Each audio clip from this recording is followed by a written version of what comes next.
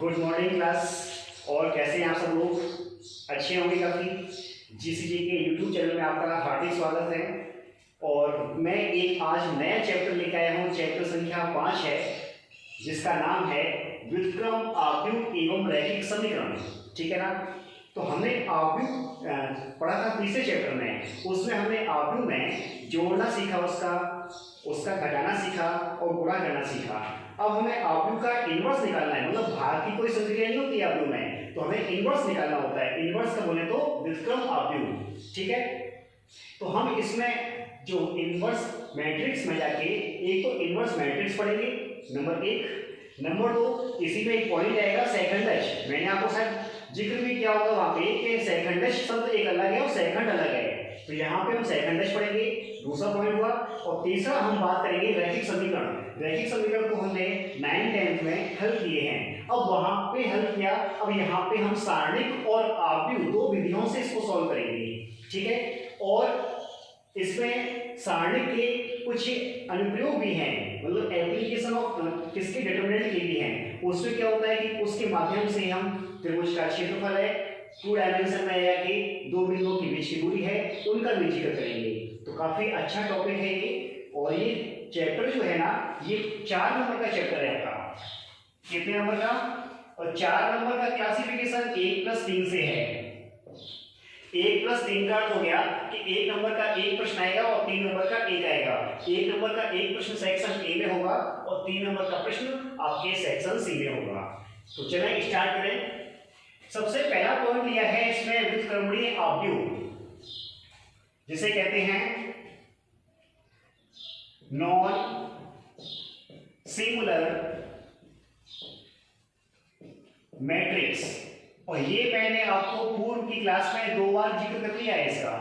ठीक है, तो इसकी डेफिनेशन देख लीजिए क्या होती है। इसके क्वेश्चन एक होगी आपकी एक्सरसाइज में दिए हुए हैं, तो हमें इसको पढ़ना जरूरी है कि डेफिनेशन देखो। यदि किसी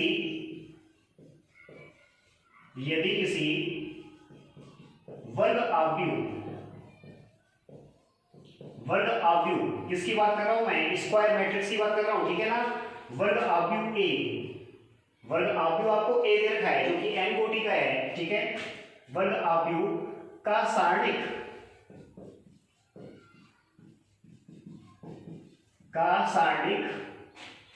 डेट ए नॉट इक्वल 0 हो, डेट ए नॉट इक्वल 0 हो, तो उसे हम क्या कहते हैं? व्युत्क्रमणीय आव्यूह कहते हैं। तो उसे व्युत्क्रमणीय आव्यूह कहते हैं।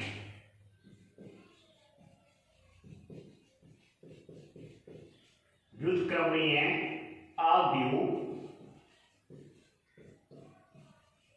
कहते हैं।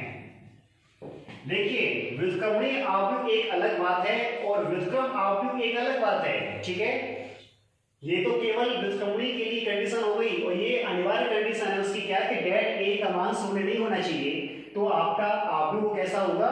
व्युत्क्रमणीय होगा। यदि इसी केस में det A is equal to 0 हो जाए, नोट करके देखिए विशेषता, यदि डेट ए 0 हो, ठीक है, तब वो आव्यूह आपका अव्युत्क्रमणीय है। कैसा होगा? अव्युत्क्रमणीय आव्यूह होगा। सभी क्लियर हुआ? अव्युत्क्रमणीय आव्यूह को सिंगुलर मैट्रिक्स कहा जाता है। Singular matrix. तो याद रखिए आप कंडीशन दो, इंपॉर्टेंट कंडीशन है, 1 नंबर की लायक क्वेश्चन है आपका। यहां से बन सकता है कि कोई भी आपको एक स्क्वायर मैट्रिक्स दे दी जाए, वो आपसे ये कहेगा वो कि अगर ये व्युत्क्रमणीय है तो डेट ए का मान क्या होना चाहिए? 0 नहीं होना चाहिए। और यदि वो ये कहता है कि ये अव्युत्क्रमणीय है और उस डेट के अंदर कोई अज्ञात वैल्यू आपको दी जाएगी, तो आपसे उस अज्ञात वैल्यू को मान पूछेगा, तो उस अवस्था में अव्युत्क्रमणीय के लिए हम क्या करेंगे? डेट ए का मान 0 के बराबर रख देंगे। ठीक है, अब बात आएगी किसकी? व्युत्क्रम आव्यूह की। मेन पॉइंट क्या है हमारे पास? व्युत्क्रम आव्यूह है। तो देखिए व्युत्क्रम आव्यूह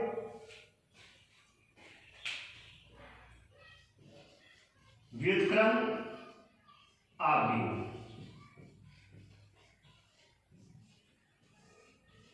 ठीक है, आपको इसको बोलते हैं इनवर्स मैट्रिक्स। इनवर्स मैट्रिक्स क्या है ये? देखो ध्यान से, यदि आपको कोई एक वर्ग आव्यूह हो, यदि एक वर्ग आव्यूह ए दिया है या ज्ञात है, दिया है, तब उसका व्युत्क्रम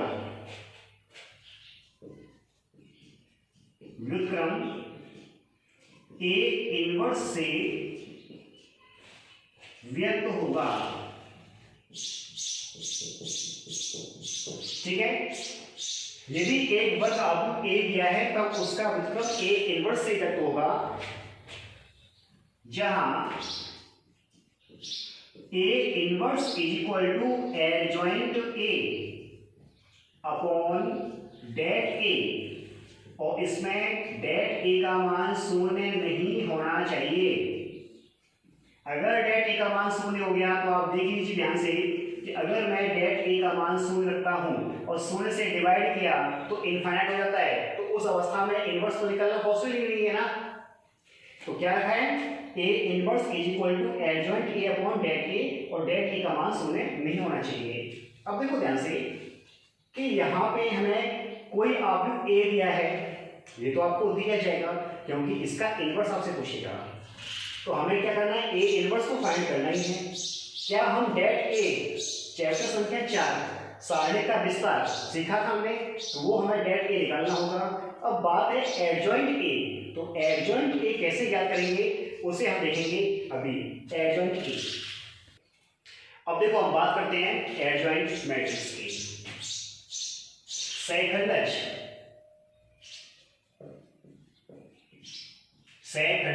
आव्यूह, एडजॉइंट मैट्रिक्स। ठीक है ना, कैसे ज्ञात करेंगे यहां सीखिए। मान लीजिए माना कि आपने क्या कि कोई आपको ए दिया है आव्यूह A11, A12, A13, A21, A22, A23, A31, A32, A33। ठीक है ना, ये आपको एक आव्यूह ए दे रखा है। और ध्यान से देखना कि मैं प्रत्येक एलिमेंट के संगत, ये एलिमेंट है ध्यान रखें, स्मॉल लेटर्स में लिखे हुए हैं, प्रत्येक एलिमेंट के संगत मैं इसका सहखंड लूंगा। सहखंड समझ गए ना, कोफैक्टर, उपसारणिक और सहखंड के नाम से मैं टॉपिक स्टार्ट किया था एक, तो सहखंड लूंगा। तो इनके सहखंड यदि कैपिटल A11 लिख देता हूं, यदि प्रत्येक अवयव, जैसे कि प्रत्येक अवयव की बात करें, बात की मैंने A11, A12 डॉट डॉट आदि के संगत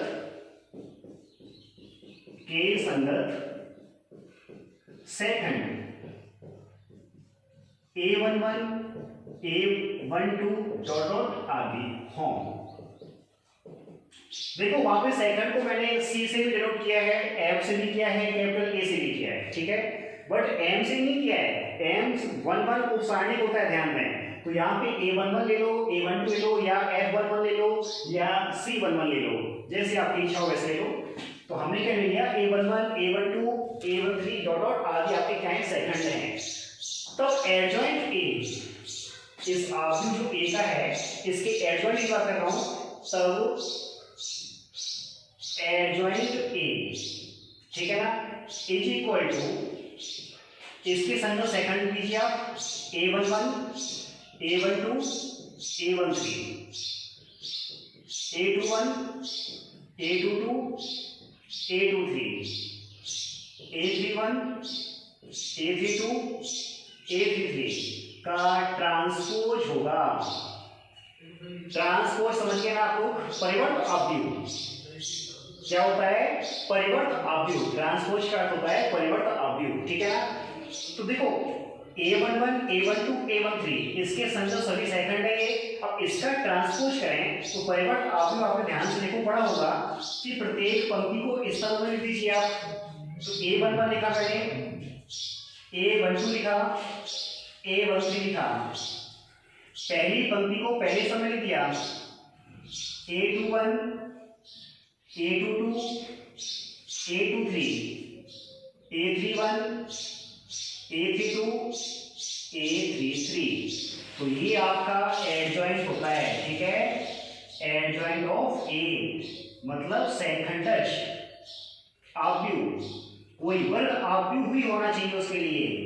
किसी वर्ग आव्यूह एक ज्ञात हो उसके संगत सेकंड का ट्रांसपोज सेकंडज आव्यूह कहलाता है। फिर से सुनो डेफिनेशन। किसी वर्ग आव्यूह के प्रत्येक एलिमेंट के संगत सेकंड से बना हुआ आव्यूह जो है, सेकंड से बना हुआ है तो सेकंड से निर्मित आव्यूह का ट्रांसपोज यानी क्या परिवर्त क्या होता है? सेकंडज होता है, एडजॉइंट ए।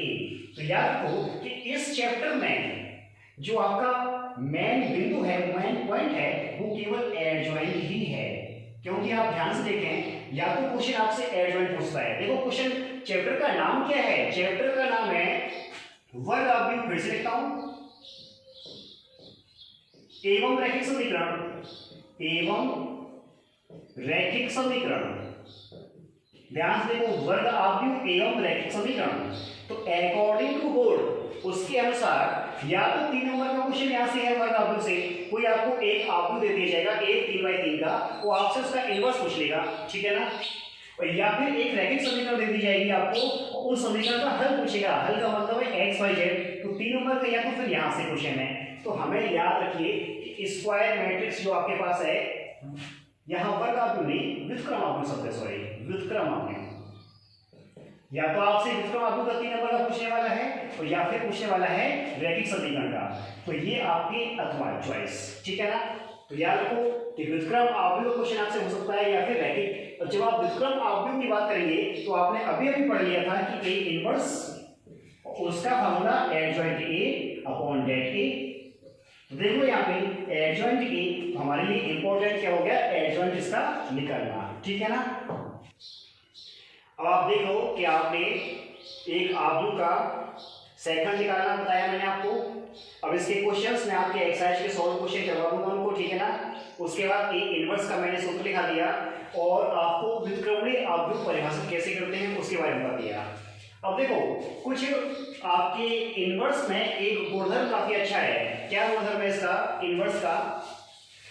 मैं उस पॉइंट को लिखता हूं कि ए बी का inverse is equal to B inverse into A inverse. बस ये याद रखिए आपको कि दो आव्यूह का हम गुणा करें। ए इंटू बी किया, यहाँ पे ए और बी क्या है? आपके दो आव्यूह हैं, वो भी कैसे हैं? स्क्वायर मैट्रिक्स हैं।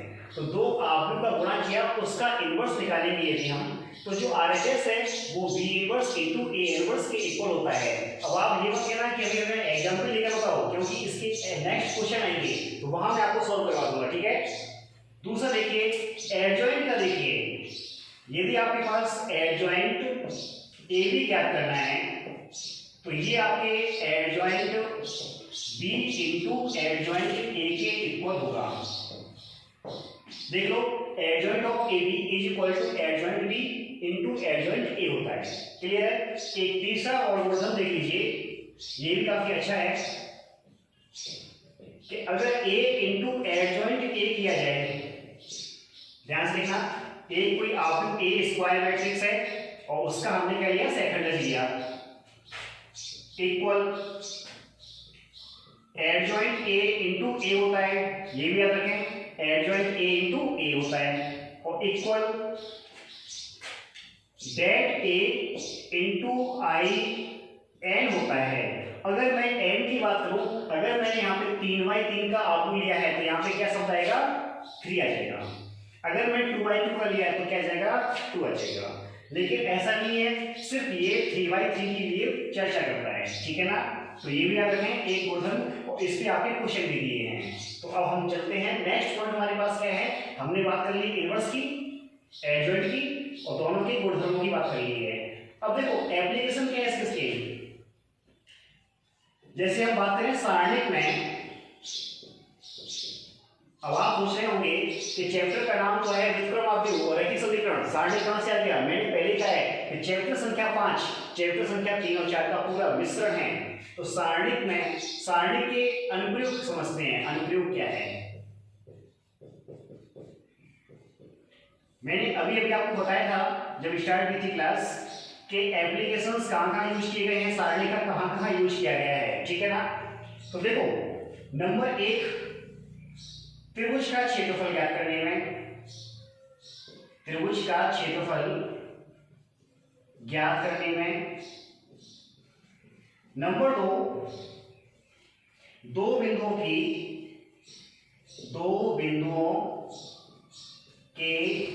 बीच की दूरी ज्ञात करने में। क्या हमने ये पॉइंट कहीं पढ़ा है, दो बिंदुओं के बीच की दूरी ज्ञात करना?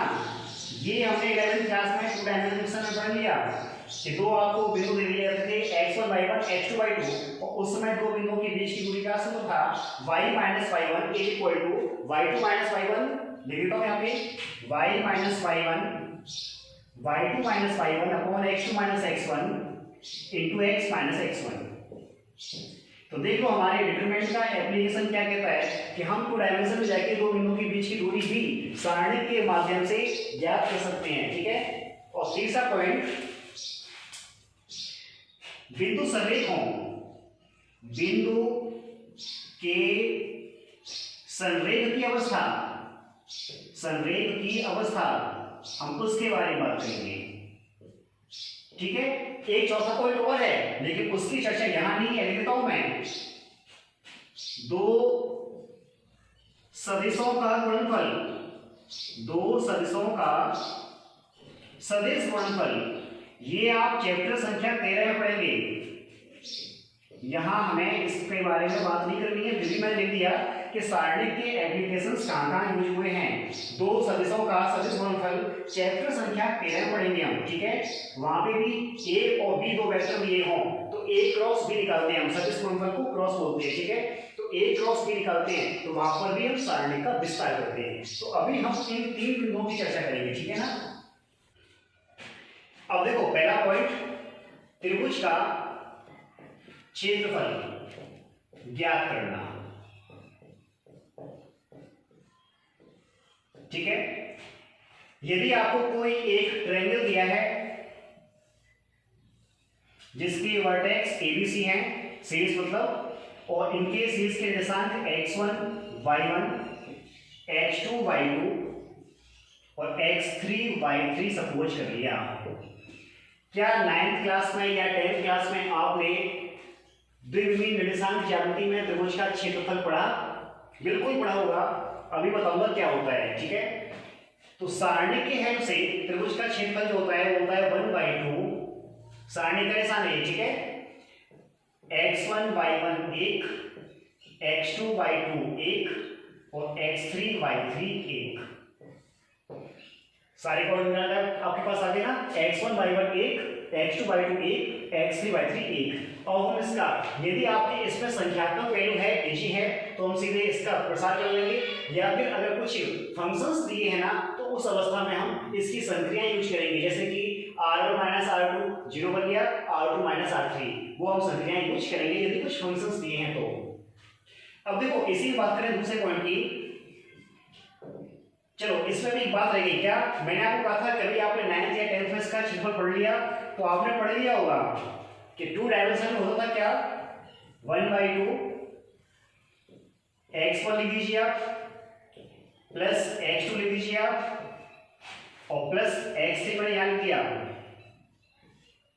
बस एक ट्रिक याद रखिए, 23 31 बार है, क्या है 23, y2 माइनस y3, 23 हो गया, 31 हो गया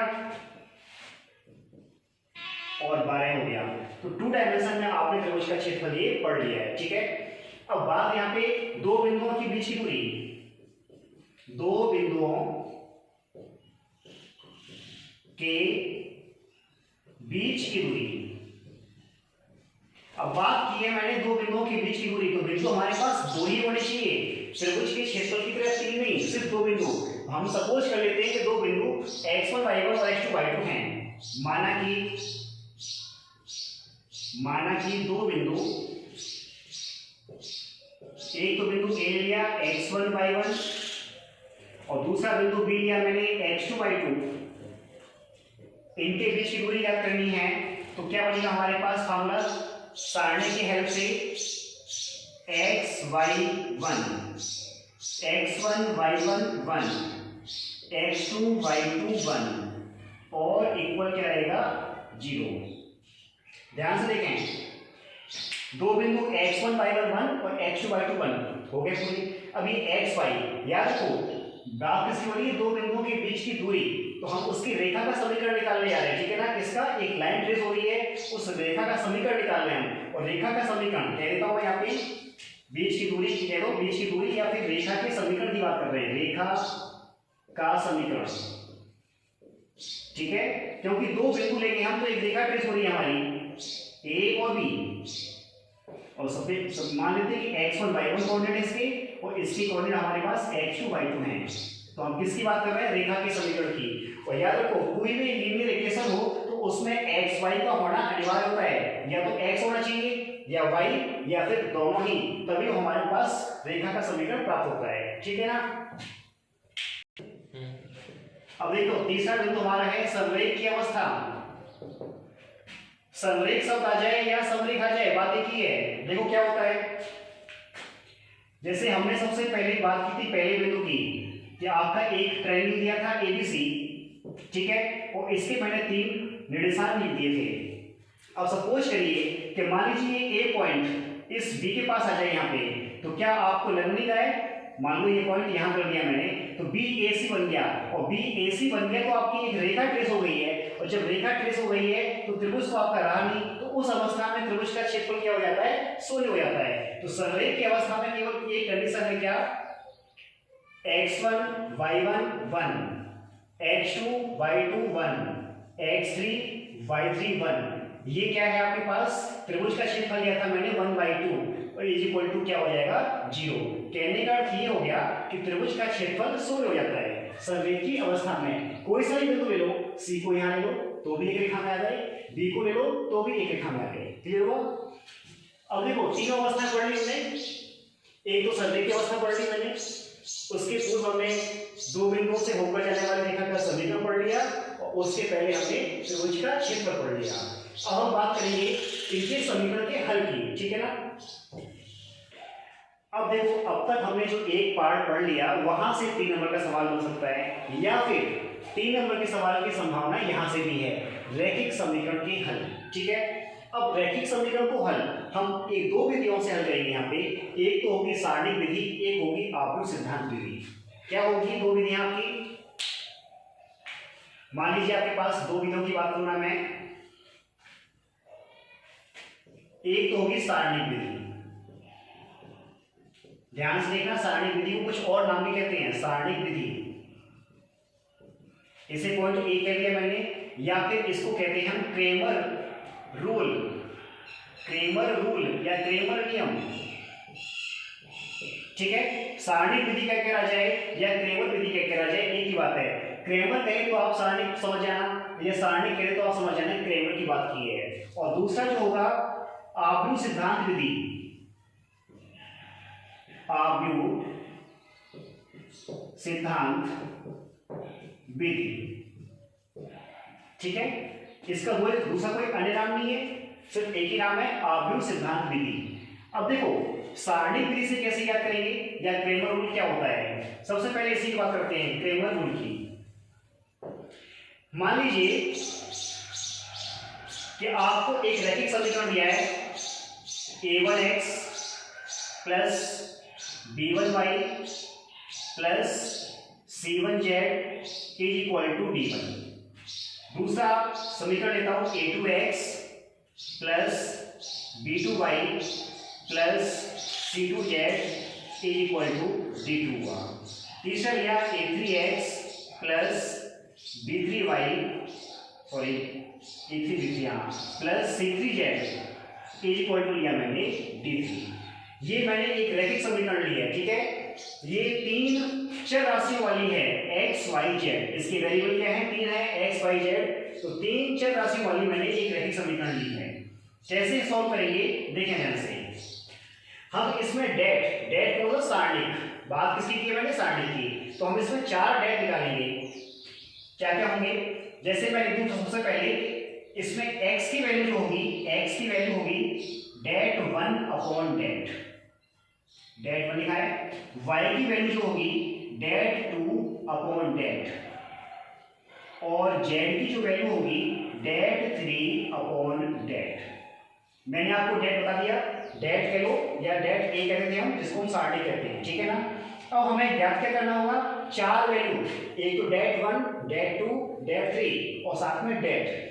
और एक अनिवार्य कंडीशन क्या कि इसके सॉल्यूशन के लिए डेट का मान शून्य नहीं होना चाहिए। अगर डेट का मान शून्य हो जाएगा तो सोच लीजिए क्या आपके एक्स वाई जेड के मान प्राप्त होंगे, नहीं होंगे। तो देखो अब इसके डेट 1, डेट 2, डेट 3 की बात करते हैं नेक्स्ट। देखिए सबसे पहले सारणिक और क्रैमर विधि, ठीक है ना। हमने अभी सपोज किया था कि हमारे पास ये तीन चर वाली एक रैखिक समीकरण है, और x की वैल्यू क्या होगी, डेट 1 अपॉन डेट होगी, y की वैल्यू डेट 2 अपॉन डेट, और z की value det 3 upon det. Clear हुआ। अब आपको देखो डेट निकालना है, डेट 1, डेट 2 और डेट 3, चार वैल्यू निकालनी है। तो याद रखिए डेट की जो वैल्यू होगी x y z के कोफिशिएंट होंगे। x का coefficient a1 b1 c1, a2 b2 c2, a3 b3 c3। Clear हुआ। और इसका हम विस्तार पढ़ चुके हैं सारणिक चैप्टर संख्या 4 में, इसका हमने विस्तार पढ़ लिया। कहने का अर्थ है कि हम इन तीन समीकरणों को हल करने के लिए हमें 4 बार सारणी का विस्तार करना होगा, ठीक है ना। अब देखो डेट की वैल्यू तो ये हो गई, डेट 1 की क्या होगी, ध्यान से देखना, डेट 1 की वैल्यू मैंने आपको पूर्व में लिख दिया, x को फाइंड करने जा रहे हैं आप, ठीक है ना। और बात किसकी कर रहे हैं, x की, और हम यहाँ पे क्या लिख रहे हैं डेट 1। जब आप x की वैल्यू फाइंड कर रहे हैं ना, तो उस समय डेट 1 जो होगा तो x के कोफिशिएंट को आप विलुप्त कर दीजिए, छुपा लीजिए। उसके स्थान पे जो आपको RHS से मान दिया है ये बिंदु आएंगे, क्या, d1 d2 d3, d1 d2 d3, और y और z की कोफिशिएंट लिख लीजिए आप, b1 c1 b2 c2 b3 c3, और इस डेट का भी हम विस्तार कर लेंगे। क्लियर हुआ। डेट 2 निकालेंगे,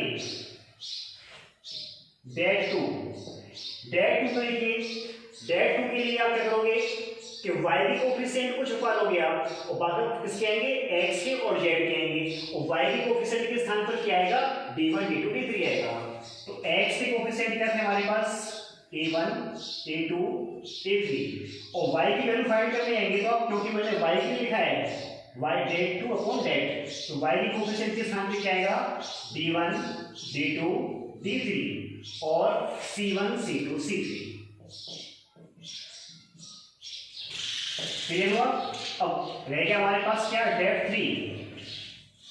डेट 3 में क्या लिखा है मैंने, z इक्वल टू, तो z की कोफिशिएंट छुपा लीजिए, उसके स्थान पर क्या आएगा, d1 d2 d3 आएगा। तो x y के स्थान सेम रहेंगे, तो क्या a1 a2 a3 b1 b2 b3। अब c1 c2 c3 ना के उसके स्थान पे d1 d2 d3।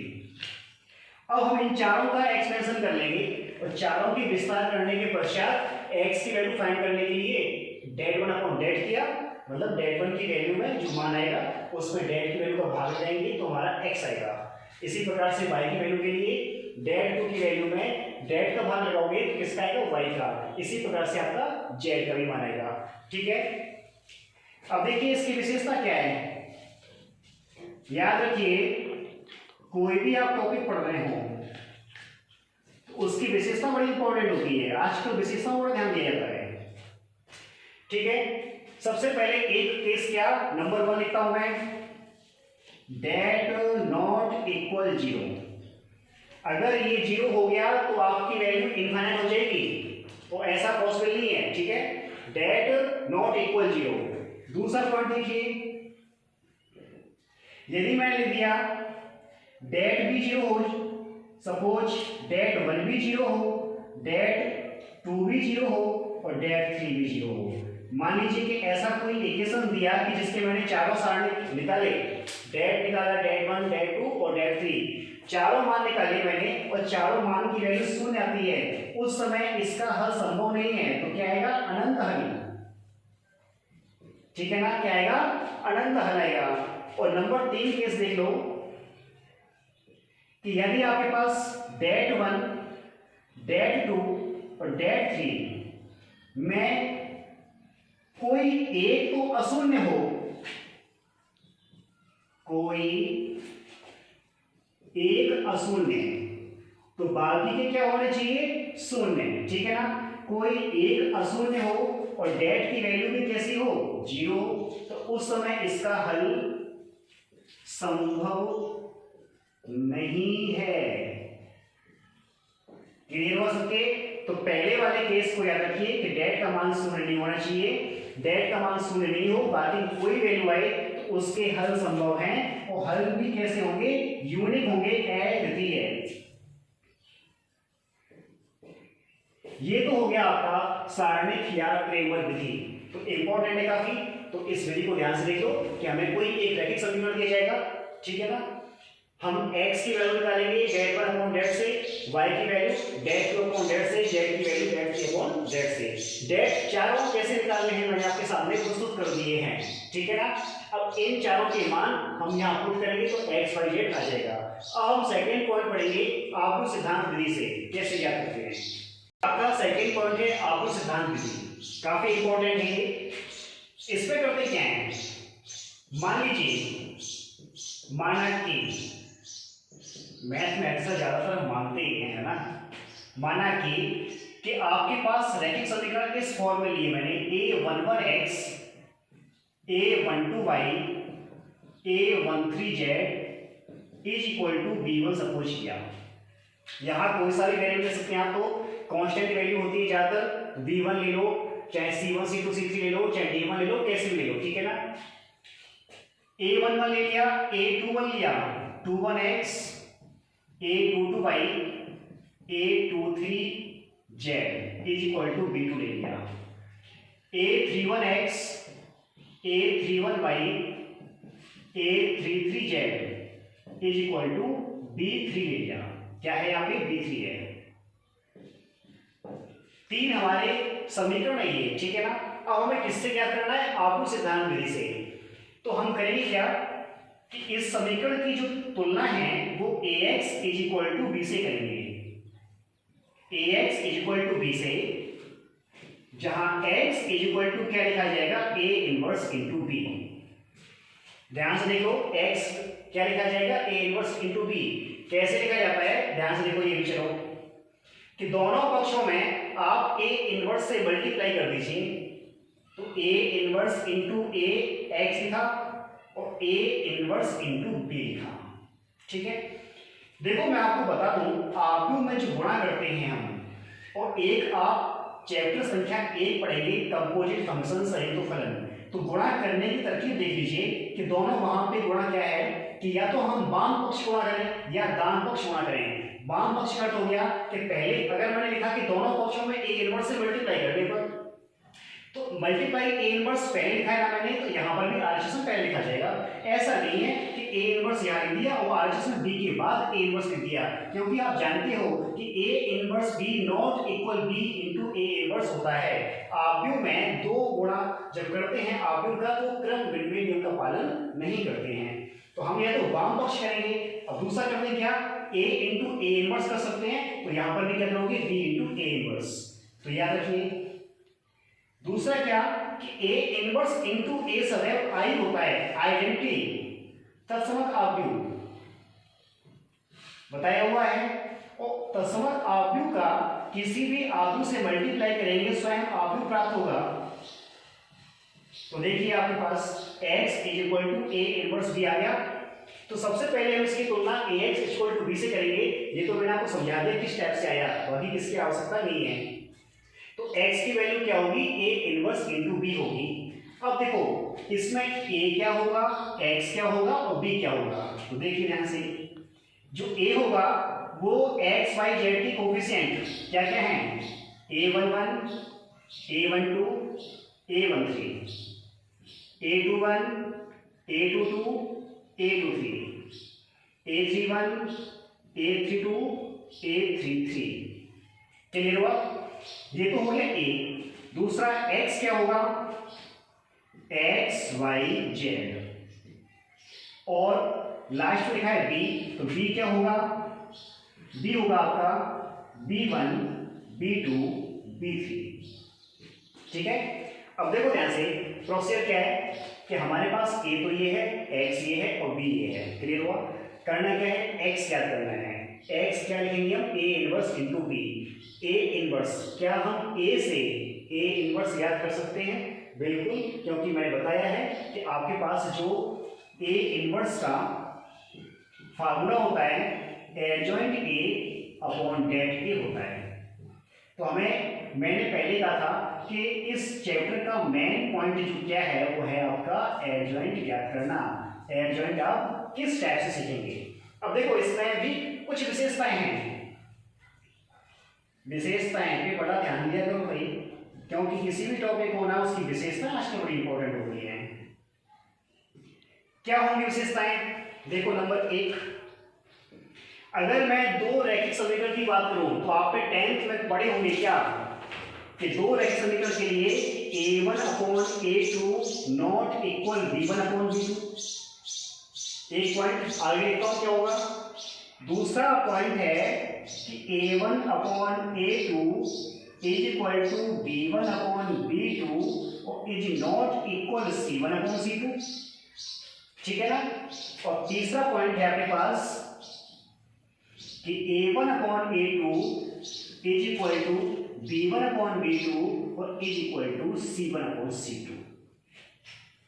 यहां देखो ये तो नॉट इक्वल हो तो सॉल्यूशन होगा, यानी हल प्राप्त मिलेगा हमें, और हल भी कैसे होंगे, अद्वितीय हल प्राप्त होंगे इसके। इस समीकरण का हल होगा और अद्वितीय हल प्राप्त होगा। ठीक है, अद्वितीय सॉल्यूशन, यूनिक सॉल्यूशन। ठीक है ना। इस अवस्था में इसका हल संभव नहीं है, हल संभव नहीं है। और तीसरा पॉइंट लिखा है तो इसके अनेक हल यानी कि अनंत हल प्राप्त होंगे, अनंत हल।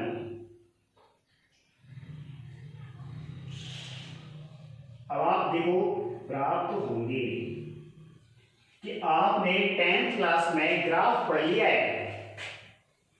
क्या ये बातें जो मैंने लिखी है ग्राफ से रिलेटेड हैं? बिल्कुल हैं। ये देखिए कि दो कोई ऐसी रेखाएं दी हैं जिनके x y की कोफिशिएंट इक्वल नहीं है। मान लीजिए इधर तक की बात कर लेता हूं मैं, ठीक है ना। क्या ये इक्वल है? नहीं है। दोनों रेखाओं को हम ट्रेस कर सकते हैं, प्रतिच्छेद बिंदु मिलेगा और जिस बिंदु पर रेखाएं प्रतिच्छेद होंगी वही पॉइंट उसका सॉल्यूशन होता है। क्लियर हुआ।